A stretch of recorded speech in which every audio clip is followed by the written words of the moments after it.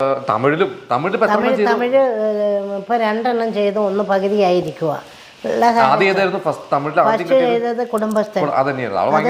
കാല സിനിമയിൽ രജനീകാന്തിന്റെ മകനായിട്ട് അഭിനയിച്ച മണികണ്ഠന്റെ മകൻ, നമ്മുടെ മിന്നൽ മുരളിയിലെ ഗുരു സോമസുന്ദരന്റെ മരുമകൻ, സുന്ദർരാജന്റെ ഭർത്താവ്, പിന്നെ നിവേദിത തമിഴ് നടി.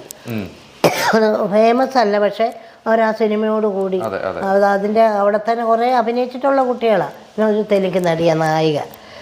അപ്പോൾ അങ്ങനെ എനിക്ക് അവിടെ ചെന്ന് എനിക്ക് പേടിയായിരുന്നു, ഇത്ര ഉണ്ട് പഠിക്കാൻ.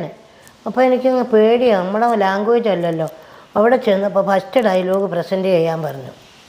പാട്ടൊക്കെ പോകാമേ, പായ് വരിച്ച് പഠിത്തിട്ടാ വെളി നെക്കിയാൽ പോകും, വരെ വെക്കം പോപ്പാ നീ. ഒറ്റ ടേക്ക് ഇപ്പോഴും അത് ഇനി ഏതും അല്ല നാടകത്തിൽ വന്നാൽ നാടകം തീരുന്നരം വരെ തെറ്റിക്കുന്നവരുണ്ട്.